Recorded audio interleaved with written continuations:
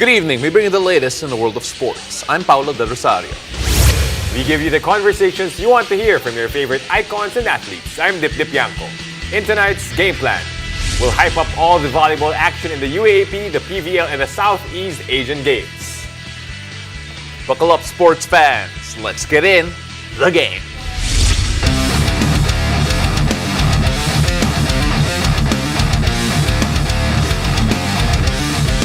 Now, it's easy to get excited with the quality of collegiate volleyball being played in the UAAP. So we kicked it up a notch and we're already looking to the future. Joining us is volleyball analyst Ish Polvoros to give us his, I'm sorry for this pun, predictions, according to our Rain Tixon, at the end of the season. So, Ish, first of all, I don't understand why we had to make that pun. I would have said crystal ball, to look into the crystal ball to figure out what some predictions are. Right now, we're going to go with, I believe, one of the more, I guess, obvious predictions that you have here. And that is Ea Laure staying as the UAP top scorer. Why do you think she can stay consistent? And how special is she this season? Well, for me, it's very obvious that Ea is gonna stay at the top of the scoring department. I think because she's contributing sa lahat ng departments in attacking, in serving, in blocking, and she's the number one go-to spiker of the USC Golden Tigresses. And for me, she's more hungry this season para umabot din sa finals, sa last part ng UAAP. What is it with her mindset, I guess, coming into this season compared to the last one in season 84? Kasi mas bata rin naman yung mga kalaban niya last season. But this time around, you're seeing a different Ea Laure. What's different this season 85?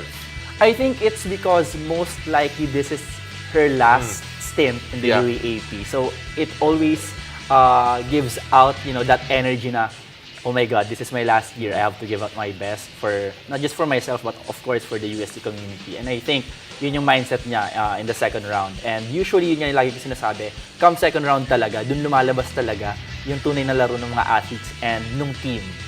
All right. So last before we move on to the next prediction, do you feel that Ea, being as experienced as she is one of the reasons why she is performing the way she's performing? Yeah, I mean, that's the X factor for Ea Laure, really. She has played for the country, for the national team for a number of times already. Yeah. And in the UAAP, marami siya nakakalaban na, although they're also very talented, the exposure and the experience that she has, hindi uncomparable talaga when it comes to, taking on a lot of other athletes playing in the UAAP. Right, with that said about the attacker, lipat tayo sa isa pang player. Setter this time around, Louie Romero will be the UAAP's best setter. Why so, Ish? Well, I think it's a safe lead for Louie Romero right now. I mean, 4 or 3 games left for the Adamson Falcons in the second round. And, hindi kasi, well, I won the award 5 times. Yeah, I was gonna say. I mean, like you're the best person to actually predict this award. I mean, the trajectory of Louie Romero, you really can see yourself. No. Well, wala nang papantay kay Ish. She's on the way to, bagging her first UAAP Best Setter award. And in the last year, I think December, she also won the Best Setter in the V-League. So I think yun yung deal breaker for Louie Romero. For me, I'm looking at the numbers here and I just want to emphasize just how dominant she's been. So, yung number 2 is Camila Lamina with 4.53 excellent tosses per set. And then si Mars Alba with 4.47. Ito si Louie Romero at 5.13. Why is she that good? Why is the gap so big in your mind na kailangan siya talaga the special one? For me, that's very easy to answer. It's also because of her teammates. Yeah. If not for her teammates digging and receiving, kasi they're, I think, at number 1 and 2 in both departments. So, well, traditionally and historically speaking naman, Adamson is really, a defensive team. Yeah. So it really helps her out na makapag-set up ng magagandang plays. And not to mention, she is really a very talented setter to begin with. So, and in addition, the leadership of Louie Romero as a setter, you really can see whenever she plays inside the court na she really commands her team and the presence inside. That's why I think she's on the way to bagging her first UAAP Best Setter award. We mentioned the numbers a while ago. In fact, she's also number 48 in scoring with 26 total points. You take a look at what's next for her in terms of yung development niya. Where can she actually improve when she's already the best in class? I think matetest siya when it comes to utilizing her attackers, especially from the middle. Okay. Kasi her middle blockers, middle spikers, or ikaw naman yung gusto nating i-label dyan sa mga fans out there. Kung paano niya mapapakontribute yung iba niyang spikers from the middle. Kasi it's really hard to activate them. And I think she's done a good job with activating Trisha Tubu, her open hitters in Santiago, and the other open hitters in their squad. And I think coming into the semifinals, I'm pretty sure na napapasok sila. Yeah. Well, that's my prediction as well. We're gonna go I'm talk pretty about sure that in a she's bit. gonna be challenged in that aspect. No, safe to say, credible si Ish dahil nga nabanggit mo, 5-time best setter. Tsaka, he's been covering the games a lot. So, alam niya yung nangyayari for all these players and teams. And speaking of teams, last Sunday, yung last game day natin before we head to the Holy Week break, nakita natin, sort of surprising that DLSU went down, but also because you mentioned how A.L. Lowry has been playing so well, tinalo ng UST yung Lasal. But this time around, you're predicting hindi na matatalo yung Lasal in the coming games, the I rest like this of season prediction. 85. I like this prediction. Yeah. Okay, explain please. Well, I know Coach Ramil, after that game, for sure they're gonna make a lot of adjustments. Kasi there's just one thing that they weren't able to adjust in that game. I think it was the type of sets given to Aya Laure and Milena Alessandrini. They were very accustomed to the play of NU and Adamson na sobrang bilis, yung low-fast setting. Yeah. So they were kind of used to adjusting to that kind of sets na parang ang bilis namin pumunta dito. And then, when it comes to Aya Laure being set up a lot of high balls and lalakasan yung palo, hindi sila nakapag-adjust. It felt old school, diba? Yeah, old school. Yeah. And then, they were adjusting to a newer kind of volleyball. Medyo bumalik sila dun sa dati na nahirapan ulit kami mag-block sa ganong type ng sets. And Alyssa kept on mentioning that in the game. Yeah, no, I really found that interesting, and Eliza, of course, did a very great job pointing that out. I still like that prediction that they won't lose any more elimination games. I think natin if beyond that also. But, here's the interesting part. Ish is brave enough to give a Final Four prediction. So let's bring that out here.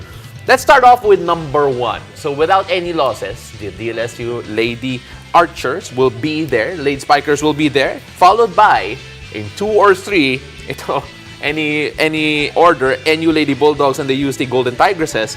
And number 4 is Adamson. So you take a look at the Final Four prediction here of Ish, ba't ka galit sa FEU? Well, no, I'm not. Hindi ako galit sa FEU. I think may slim chance pa for FEU, but I think even though they have the goods and Coach Tina Salak is a good addition for the team, I think medyo hilaw pa yung buong team Okay.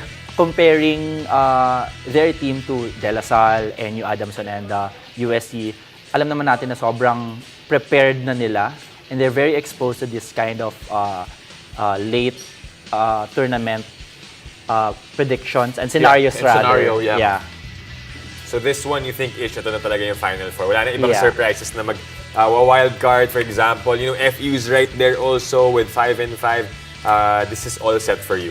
Yeah, and I think Adamson, kaya ko lang sila ilalagay sa 4 kasi I think when it comes to like the firepower, the offensive prowess of Adamson, medyo kulang for me. Even though they have Trisha Tubu and of course the best setter so far, I think kailangan pang mag-step up ng mga spikers Okay. I cannot wait to see which team just destroys your prediction. And we may resibo tayo. We will go back to this clip over and over again. Ish, don't go away because we have a lot more volleyball to talk about. Because after the break, we'll do a roll call of the standouts for the PVL All-Filipino Conference. Stay tuned. You're watching The Game.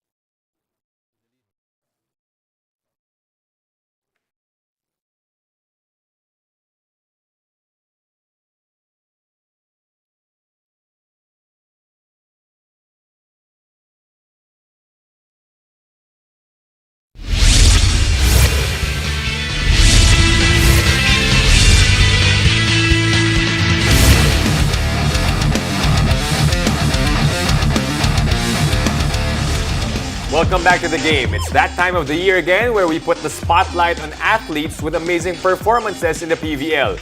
In this edition of the Game Awards, volleyball analyst Ish Polvorosa will be presenting his awardees from the All-Filipino Conference. Once again, Ish, welcome back to the game. And just to set it straight, no, these are all of Ish's awards personally chosen by him. Hindi to yung official awards ng PVL. Just to get that straight, okay? So, unahin na natin, okay, Ish. We have a bunch of lists here or items here. Unahin natin yung most improved player mo. And ako, I would have to agree with this one based on her performance. This conference, Jonah Sabete of the Petrogas Angels. Well, from last year's conferences, we've seen her not really struggle, pero she's in and out of the court. Yeah. Not really as consistent as, say, the other open hitters of the Petrogas Angels. Pero itong si Jonah Sabete, I think she's improved a lot when it comes to her gameplay inside the court and her leadership as well. Ay, di ba, dami nakakita ng meme, yung famous na it's about the players. And I think for me personally, she proved that. I mean, with her performance in this conference. And of course, Jonah Sabete, again, great conference. You mentioned yung consistency niya, probably one of her best in recent memory. You take a look at someone who has had a best in recent memory. This category is called the best in comeback. You see, hindi nga formal best in comeback yung title natin So, best in comeback, Gretchen Soltones. And I think that everyone just put on a smile just seeing her perform the way she did this conference. Yeah, I think because Gretchen Soltones performed really well, not just in the final series, but I think the whole conference. We've seen her as the partner of Jonah Sabete, and not just in attacking, but on defense as well. And I talked to Coach Oliver. They really had like a heart-to-heart talk. Sabi niya, kailangan natin ibalik yung dati mong laro, like yung prime Gretchen. And I think they were successful in that. How good was Prime Gretchen for those who were not able to witness Prime Gretchen? Well, she was a multiple NCAA MVP, multiple Shakey's V-League MVP, and she was really the star of NCAA. She was the Alyssa Valdez of NCAA. Let's just put it that way. And I think, kitang-kita naman all conference long, she really carried the load for the Petrogas Angels. Bumalik talaga yung laro ni Gretchen Soltones. She actually top-scored Petrogas in that last game of the finals for them. Ito naman, pangatlo on the list, the X Factor. We didn't see a lot of her throughout the conference, but in the finals, medyo binunod siya ni Coach Sherwin Meneses. And for you, that spelled the difference for Creamline, Risa Sato as the X Factor. Yeah, that's really what did it for the Cream and Cool Smashers. Because in that set number 3 performance for them, medyo dikit it was really a close set for either the Petrogas Angels and the Cream and Cool Smashers. But when she came in for the Cool Smashers, siya talaga yung bumuhay dun sa run ng Creamline. A lot of blocks and attacks na yung iba nga parang nagagulat pa siya, may kita mo sa replay na, oh my God, did I score that point?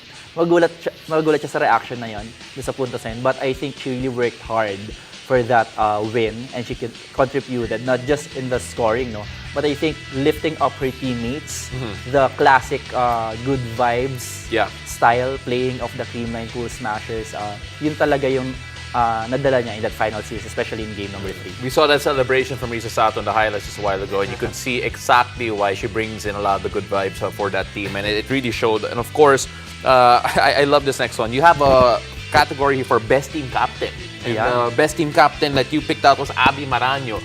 A lot of great captains in the league, but why does Abby stand out? Well, this is the F2 Cargo Movers' first podium finish, and I think half of it should be credited to her. A lot of her teammates are from the De La Salle University Lady Spikers, and I think isa yun sa mga reason kung bakit nadala niya ng maayos yung team towards that goal of that podium finish. Kasi matagal na silang nag-iintay and sumali sa PVL, and they haven't had the chance to at least make it to the Final Four. And finally this time, may kita rin natin dun sa best of 3 series in the bronze medal matches.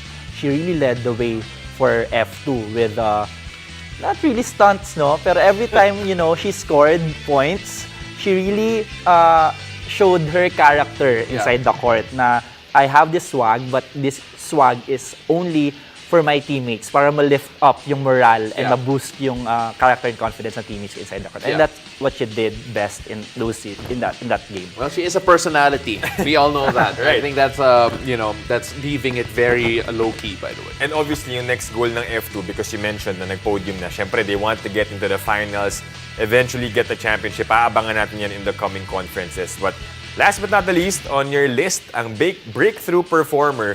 Speaking of, they're trying to get over the hump itong F2. Ito namang player na to also had some share of her struggles in the past conferences. But then, she posted recently on social media saying she found a home in PLDT and she's super excited to keep playing for the team. Michelle Morente, what can you say about her performance this conference? Well, Michelle Morente, as we all know, struggled to find a home team. And I think with PLDT, she showed her capabilities and she contributed a lot dun sa position niya. And she's not very tall, but you can see that even though she's not that tall, she knows her strengths and her weaknesses. And sometimes nga, her weaknesses, yun yung tinutulong niya pang guide para makatulong dun sa team.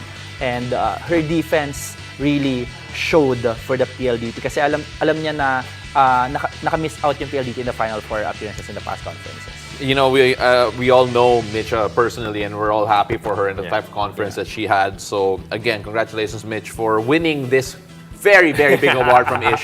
Of course, when you take a look at the entire conference so far, a lot of people found it unpredictable. A lot of people found it very strange from time to time because of this team is surprisingly good, this team is surprisingly underperforming. How would you sum up the conference? Well, I predicted it from the very start. The team line would magaling be ka eh. the champions. But I did not see actually Petrogas winning a game against the Cream and Cool Smashers. Only because they haven't won a game against Creamline sa mga All-Filipino conferences in the past. Yes. Pero, and wala pa kasi si Alyssa Valdez eh. Yeah. So I think that's also a factor for them. And again, there's just a lot to consider when you take a look and take a wrap of the last conference. Of course, we are excited to see what's coming up next in terms of the PVL because I can only imagine what that would be. Anyway, we all know you're fans of Ish, so he's staying because after the break, we'll take a look at our volleyball teams representing the Philippines in the 2023 Southeast Asian Games. Stay tuned. You're watching The Game.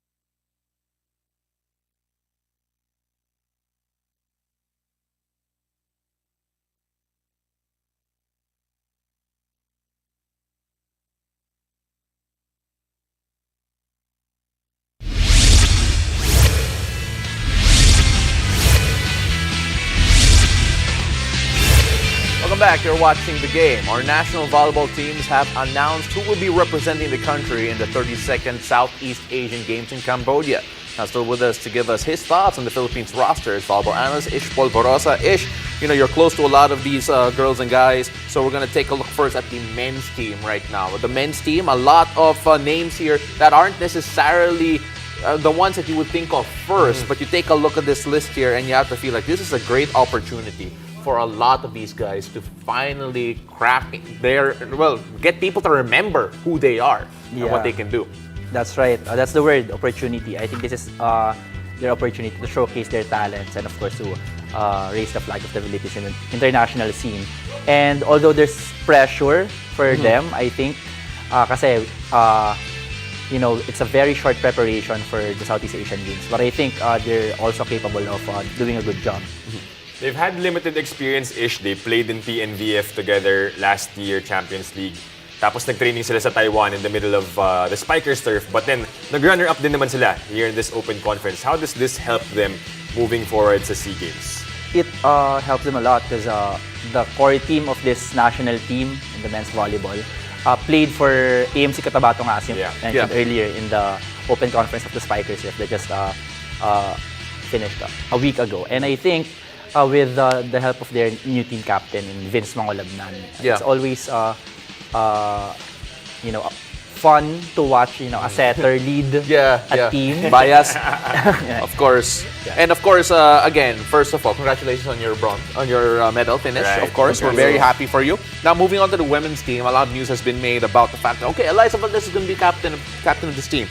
Half the team is from Creamline. You take a look at all of this, and it feels like the chemistry won't be an issue or shouldn't be an issue given the composition. Will that be a big boost? Definitely. Especially they've played together for 5-6 years already together, with Creamline. And with the addition of Alyssa Valdez playing inside the court for the squad, I think it's gonna help them a lot if Alyssa will come out, as healthy as possible. That's what I'm hoping personally. I want to see her play inside the court na healthy talaga. The last time our women's team competed internationally-ish, majority of the players, or I think the entire team, was composed of Creamline, di ba? This time around for the SEA Games, may mga dinagdag tayo from other teams, from other club teams. How does this help the composition of our women's volleyball team this time around? It helps them in a way na mapupunan kasi yung mga kailangan nila in other positions. Especially like, special mention ko dahil Palomata. Is greatly improved. Yeah, I was going to mention this. Since their last showing, I think it was AVC back in 2021. And second one would be, of course, Maylene Paat. I mean, even though she missed out on the Final Four experience in this All-Filipino conference in the PVL, I think being one of the best opposite hitters in the country will help Alyssa and Gia have the firepower that they need for the team coming to Cambodia in May. Yeah, just looking at some of the names here, and of course, Maylene Paat, we still remember the fact that she basically produces import-like numbers as a local. You take a look at expectations for these teams. Obviously, there's always going to be a huge audience for both the men's and the women's. Let's focus first on the women's here in terms of the expectations. Should we set expectations to this team, or what do you want to see with regards to this team and the showing in Southeast Asian Games? For the women's team, I would like to see them in the podium.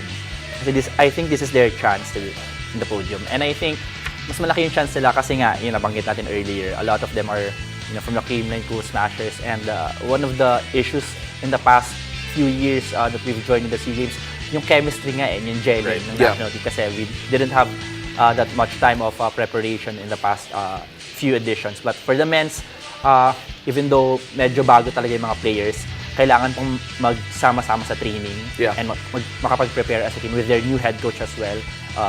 Of course, there's gonna be a new system, so I'm not gonna put a lot of pressure on them this year. Heading into the SEA Games, siguro quickly, sino pa rin ba yung powerhouse na makakalaban ng ating women's team na we should watch out for in Cambodia? Well, for the women's side, of course, the perennial favorites, the Thailand women's volleyball team. And I think they're in the top 10 or 20 in the world.